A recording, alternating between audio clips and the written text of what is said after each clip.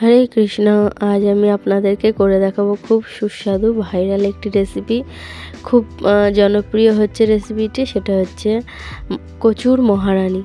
হরে কৃষ্ণ। মূল পর্বে ফিরে আসা যাক। আমি বিশাখা মুরারি বিয়াদেবী দাসী। আমার বেনুধারী লাইফস্টাইল চ্যানেলে আপনাদেরকে অনেক অনেক স্বাগতম। আশা করি কৃষ্ণের কৃপায় সকলে ভালোই আছেন।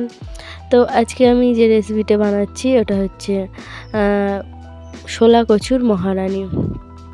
তো অন্তত সুস্বাদু একটি রেসিপি। নিরামিষ দিনে হচ্ছে আপনারা যদি এই রেসিপিটা বানান তো কথা দিচ্ছি এক থালা ভাত কিন্তু আপনারা তৃপ্তি সহকারে গ্রহণ করতে পারবেন। তো আমি মূল পর্বে চলে যাই বেশি কথা না বলে। তো রেসিপিটি বানানোর জন্য তো আমাকে অবশ্যই নিতে হবে শোলা কচু। এই যে শোলা কচুর গোড়াগুলো এটা আমাকে কিনতে লাগেনি, এটা একজন ভক্ত আমাকে দিয়েছে ভগবানের সেবার জন্য। আমরা যেহেতু প্রসাদ ভুজি, ভগবানকে সেবা দিয়েই সব কিছু গ্রহণ করি। তো আপনারা নিরামিষ দিনেও এই রেসিপিটা বানাতে পারেন, বা যারা প্রসাদ ভুজি আছেন, ভক্ত আছেন, তারাও এটা অবশ্যই সুন্দরভাবে করে ভগবানকে ভোগ নিবেদন করতে পারেন। তো এরকম ধরনের শোলা কচুর গোড়া আপনাদেরকে নিতে হবে। তো এগুলো বেশ একটু বড় বড়ও কিনতে পাওয়া যায়, যেগুলো বাজারে, ওগুলো কিন্তু খুব সুন্দর হবে। তো এইগুলো কিন্তু একদমই চাষেরই, মানে কোনো কেনা না। তো শোলা কচুগুলোকে আমি এইভাবে ছাড়িয়ে নিয়েছি সুন্দর করে। তো ছাড়িয়ে নেওয়ার পরে এবার একটু এগুলোকে সুন্দর করে কাটিং করতে হবে। তো দেখুন আমি কিন্তু সব কটা কচু আমি ছাড়িয়ে নিয়েছি। এখানে আমার অনেকগুলোই প্রায় হয়েছে। তো এই যে আমার কাটিং করার জন্য কিছু খুঁজে পাচ্ছিলাম না, তার জন্য এরকম একটা খুন্তি নিয়ে নিয়েছি। নিয়ে খুন্তিটাকে একটু শোলা কচুর ধার দিয়ে একটু চেপে দিয়েছি।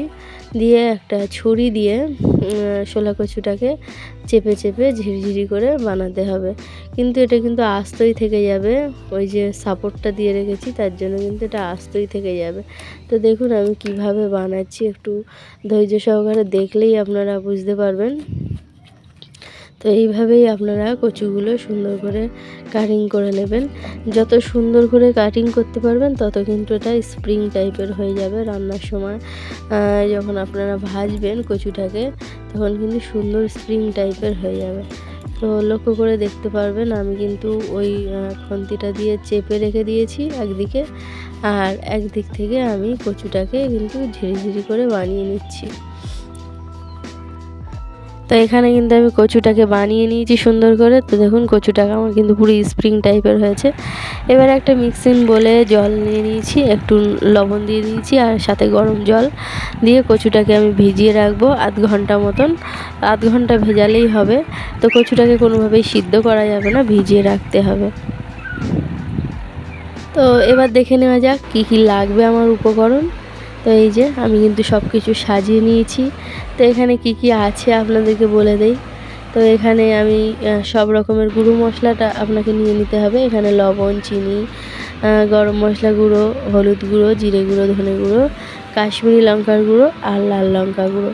ঝালটা আপনাদের পরিমাণ মতন। এখানে আমি নিয়ে নিয়েছি কিছু টমেটোটা আপনাদেরকে একটু বেশি পরিমাণ নিতে হবে, আর কাঁচা লঙ্কা, আদা। তো এখানে একটু ময়দা দেখিয়ে দিচ্ছি আমি, ময়দাটাকে আগে দেখানো হয়নি। তো ময়দাও খানিকটা লাগবে আমার। আর ফোড়নের জন্য এখানে গোটা গরম মশলা নিয়ে নিয়েছি, জিরে, শুকনো লঙ্কা, তেজপাতা, হিং আর একটু ঘি নিয়েছি লাস্টে দেবো বলে। আর মশলা এখানে কাঁচা বাদাম, কাজু আর চারমগজ আছে। আর এখানে আছে কর্নফ্লাওয়ার, সর্ষের তেল, সাদা তেল। সাদা তেলটা আমার ফ্রাই করতে লাগবে, আর সর্ষের তেলটা আমি পুরো রান্নাটা সর্ষের তেলেই করব, এতে রান্নার স্বাদটা বাড়ে। তো তারপর এই উপকরণগুলো দিয়েই কিন্তু আপনার এই রান্নাটা খুব সুস্বাদু হয়ে যাবে। আর এখানে নিয়ে নিচ্ছি একটা মিক্সিং বোল। তো এবার আমি একটা ব্যাটার বানিয়ে নেব সুন্দর করে। ব্যাটারটাকে আমার করে কচুটাকে আমার কিন্তু ম্যারিনেট করে রেখে দিতে হবে, সেই জন্য ব্যাটারটা আমি আগেই করে নিচ্ছি। তো এখানে যে কর্নফ্লাওয়ার ছিল, কর্নফ্লাওয়ারটা আমি কিন্তু দিয়ে দিলাম পুরোটাই। আপনারা কতটা পরিমাণ কচু রান্না করছেন বা কচু বানাচ্ছেন সেই অনুযায়ী আপনাদের কর্নফ্লাওয়ার আর ময়দাটা লাগবে। তো তারপরে দিয়ে দিলাম খানিকটা পরিমাণ লবণ আর একটু অল্প চিনি। তো চিনি দিলে সব কিছুতেই কিন্তু সামান্য একটু চিনি দিলে রান্নার স্বাদ ভালো হয়।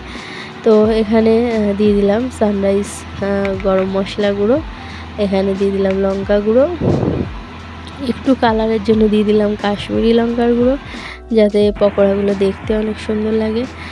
আর তারপরে দিয়ে দিলাম জিরে গুঁড়ো, আর একে একে গোটা গুঁড়ো গরম মশলা যা আছে সবই দিয়ে দেবো। তারপর এখানে দিয়ে দিলাম ধনের গুঁড়ো, হলুদ গুঁড়ো দিয়ে এবার কিন্তু আমি এটা মিক্স করব। মিক্স করে আমি কিন্তু অল্প অল্প পরিমাণ জল দিয়ে এটাকে সুন্দর করে একটা ব্যাটার বানিয়ে নেব। তো এখানে আমি ময়দাটাও অ্যাড করে দেবো।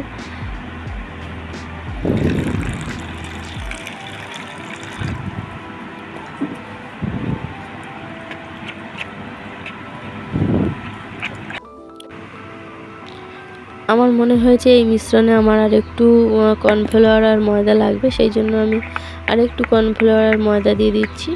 দিয়ে আমি কিন্তু মিশ্রণটাকে ঘনত্বে নিয়ে আসছি। তো দেখুন মিশ্রণটা আমি কতটা ঘনত্বে নিয়ে এসেছি।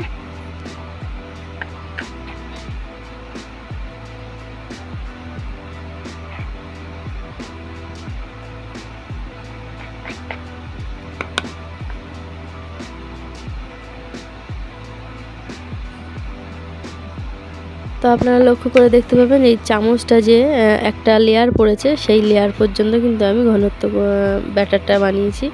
তারপরে কচুগুলো দিয়ে দিলাম। কচুগুলো দিয়ে আমি কিন্তু এটা ম্যারিনেট করে রেখে দেবো প্রায় আধ ঘন্টার জন্য। এবার মশলা পেস্ট করে নেব। তো এই যে এখানে যে বাদাম আর চারমগজ আর কাঁচা বাদাম রেখেছিলাম, সেটা পেস্ট করে, আর টমেটো, আদা, কাঁচা লঙ্কা সবটা কিন্তু আমি একসাথেই মিক্সিতে দিয়েছি, দিয়ে পেস্ট করে নিয়েছি। বসিয়ে দিলাম কড়া রান্নার জন্য, দিয়ে দিচ্ছি সাদা তেল। আর সাদা তেলটা গরম হলেই কচুগুলো কিন্তু ফ্রাই করে নেব সুন্দর করে। তেল গরম হয়ে গেছে, এবার দিয়ে দেবো কচুগুলো।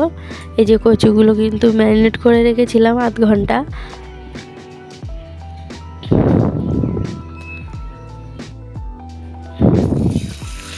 তো একে একে কচুগুলো কিন্তু সুন্দর করে ফ্রাই করে নেব। এখানে কিন্তু প্রায় অনেকটা কচুই আমি একসাথে দিয়ে দিয়েছি। কচুগুলো সুন্দর করে ফ্রাই প্রায় এক পিঠ হয়েছিল, আর এক পিঠ আমি উল্টে দিয়েছি। দেওয়ার পরে দেখুন কর্নফ্লাওয়ার লাগানোর জন্য একটু একে একে জড়িয়ে গিয়েছে, কিন্তু একটু খুন্তি দিয়ে ঘা দিলেই কিন্তু ভেঙে যাবে। তো এইভাবে আমি সুন্দর লাল লাল করে ভেজে নিয়েছি। আর ভাজতে ভাজতেই কচুগুলো একদম সম্পূর্ণ কিন্তু রান্না হয়ে গেছে, সিদ্ধ হয়ে গেছে, পুরো কুক। তো এই যে নেক্সট টাইম যে কচুগুলো ছিল সেগুলোও কিন্তু আমি আবার ভেজে নিচ্ছি। তো কচুগুলো ভেজে তুলে নেওয়ার পরে আমি একটা কড়াই গরম করে নিলাম। কড়াইতে দিয়ে দিলাম সর্ষের তেল, খানিকটা পরিমাণ সর্ষের তেল দিয়ে দিলাম। তো রান্নাটাতে আপনার একটু তেল লাগবে সামান্য। তো এখানে গোটা গরম মশলা ফোড়ন দিয়ে দিলাম, এলাচ, লবঙ্গ, দারচিনি আর দুটো শুকনো লঙ্কা, আর খানিকটা পরিমাণ গোটা জিরে। তো ফোড়নটা সুন্দর করে ঘ্রাণ বের হয়ে গেলে আমি এখানে দিয়ে দেবো সামান্য পরিমাণ হিং। একদম বেশি হিং দেবো না, সামান্য পরিমাণে হিং আমি এখানে ব্যবহার করেছি। তো একটু নাড়াচাড়া করে দেই, দিয়ে যে আমি মশলার পেস্টটা বানিয়েছিলাম সেই পেস্টটা আমি কিন্তু এই তেলের মধ্যে দিয়ে দেবো।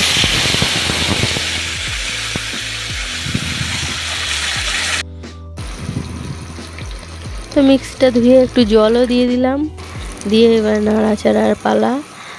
যত সুন্দর করে এবার আপনি নেড়ে নাড়তে পারবেন, নেড়ে তেল ছেড়ে আসা পর্যন্ত আপনাকে কিন্তু এইভাবেই সুন্দর করে মশলাটাকে নেড়ে যেতে হবে।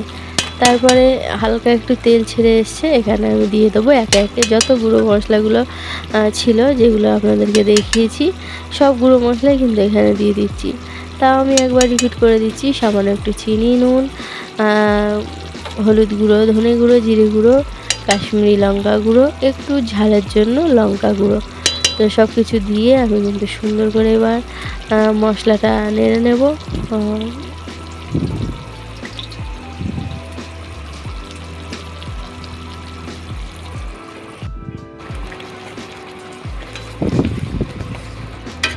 মশলাটা থেকে সম্পূর্ণ পরিমাণ তেল ছেড়েছে।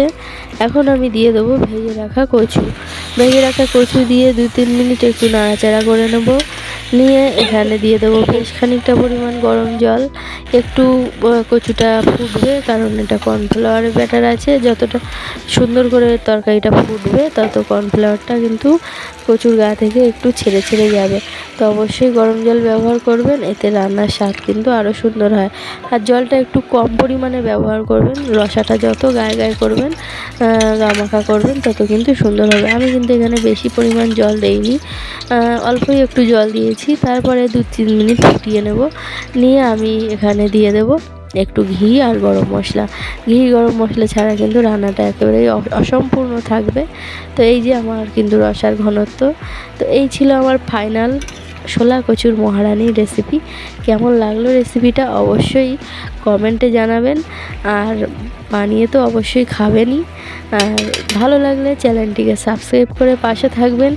আর যারা নিরামিষ পছন্দ করে তাদের মাঝখানে রেসিপিটা শেয়ার করে দেবেন। ততক্ষণের জন্য আবার দেখা হচ্ছে পরবর্তী নতুন একটি ভিডিওতে। আজ তাহলে আসি। হরে কৃষ্ণ, হরি বল। সবাই ভালো থাকবেন, সুস্থ থাকবেন।